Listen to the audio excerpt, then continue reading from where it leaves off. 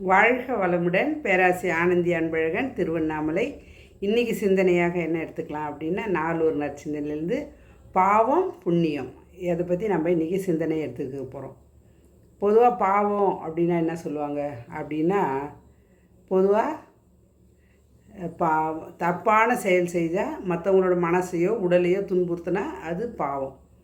மற்றவங்க நல்லது செஞ்சோம், நல்லது நடந்தோம், நல்லது நினச்சோம் அப்படின்னா அது புண்ணியம் அப்படின்வாங்க.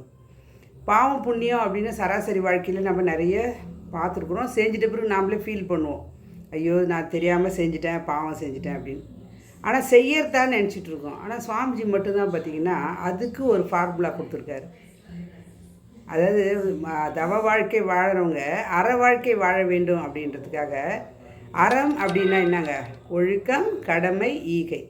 இதில் ஒழுக்கத்துக்கு டெஃபினிட் தரது விளக்கம் தரது எது அப்படின்னு பார்த்திங்கன்னா இந்த பாவம் புண்ணியம் எப்படின்றது தான். ஏன்னா ஒழுக்கம் என்பது நமக்கு மட்டும்தான், மற்றவங்க சொல்லணும்னு அவசியம் இல்லை. அதேமாரி கடமை என்பது நமக்கும் மற்றவங்களுக்கும். அப்போ ஈகை என்பது மற்றவங்களுக்கு மட்டும்தான்.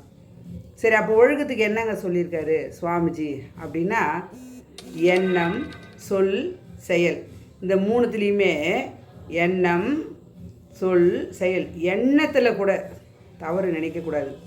இதில் நம்ம எந்த ஒரு செயல் செய்தாலும் செயலிலே விளைவாய் தெய்வ ஒழுங்கு அமைப்பு இருக்க தவறெழுத்து பின் பரமனை வேண்டுவதால் அப்படின்னு சொல்லுவாங்க சுவாமிஜியோட பாடலில். அப்போ நம்ம செயலில் எதுவும் கிடையாது, ஆனால் விளைவில் இருக்குது. அப்போ அதுக்கு ஒரு அழகான ஒரு விளக்கம் ஃபார்முலா தராரு.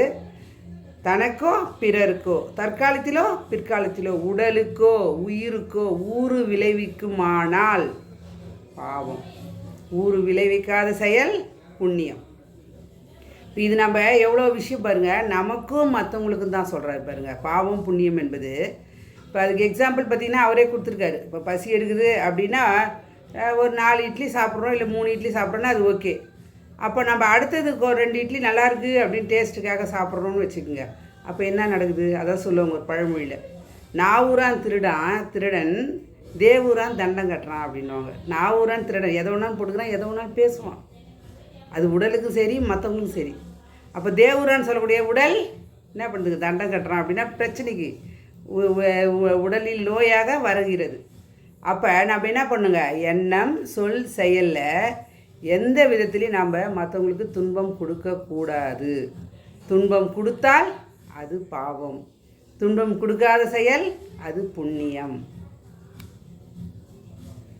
அந்த விதத்தில் நம்ம லைஃப்பில் பார்த்திங்க அப்படின்னா, ஏன்னா நிறைய விஷயங்கள் நம்ம ஃபாலோ பண்ணிகிட்ருக்கோம். இன்னொன்று சொல்லுவார், தப்பு கணக்கிட்டு தானொன்று எதிர்பார்த்தால் ஒப்புமோ இயற்கை விதி, விளைவு செயலுக்கேற்ற விளைவை தப்பாது தரும் அப்படின்ற மாதிரி சுவாமிஜி ஒரு பாடலை கொடுத்துருப்பார். அப்போ செயலிலே விளைவாய் தெய்வ ஒழுங்கு அமைப்பு இருக்குது. அப்போ செயல் செய்யும் பொழுதே தேவையில்லையா, இங்கேயே நம்ம வடிகட்டிட்டோம் அப்படின்னா நம்ம அடுத்த ஸ்டெப் வைக்கலாம். அப்போ எனக்கே தெரியுது, அப்போ ஒரு எண்ணம் வருது அப்படின்னா நான் நல்ல எண்ணமாக இருந்தால் அது எனக்கும் நன்மை தரும், பிறருக்கும் நன்மை தரும். அந்த விதத்தில் நம்ம எடுத்துக்கிட்டோம் அப்படின்னா பாவம் புண்ணியத்தை பற்றி நம்ம பார்த்து கொண்டே இருக்கலாம். ஏன் அப்படின்னா பாவம் என்பது ஒரு பெரிய மூட்டைங்க. அது ஒரு எப்படி சொல்கிறது அப்படின்னா, ஒரு கனமான ஒரு பையன் நம்ம முதுகில் சுமந்துட்டுருக்க மாதிரி. பாரதியாரோட குரு, பாண்டிச்சேரியில் பாரதியாரோட குரு குள்ளசாமியார், அவர்கிட்ட சொன்னாராம், ஏன் எப்பயுமே ஒரு மூட்டை தூக்கிட்டு வரீங்க அப்படின்னு பாரதியார் சொன்னதுக்கு, அப்போ அந்த குள்ளசாமியார் சொன்னாராம், மூட்டையை தூக்கி போட்டார், நீ போட்டியான்னாராம். அப்போ நம்ம எவ்வளோ பாவம் மூட்டையை சுமந்துட்டு வரோம் மனதால். சுவாமிஜி அழகான ஒரு லைன் சொல்லுவாங்க, உடல் உயிர் மனம் 3 ஒரே நேர்கோட்டில் வச்சுக்கங்க. ஆரம்பத்தில் பிடிபடலாம், ஆனால் ஒவ்வொரு வாழ்க்கையில் உணர்ந்து வாழும்போது எவ்வளோ இனிமையாக இருக்குது தெரியுங்களா. அந்த உடலும் உயிரும் மனமும் ஒரே நேர்கோட்டில் இருக்கும்போது எவ்வளோ ஒரு ஜீவகாந்த செலவில்லாத வாழ்க்கையில் அமைதியும் சந்தோஷம் நிறைவும் வருது. அப்போ நம்ம பிறவி எடுத்ததே இந்த பாவம் புண்ணியத்தை கணக்கு பார்க்க தான் இறையாற்றுக்கு அமைச்சு வச்சுருக்கு.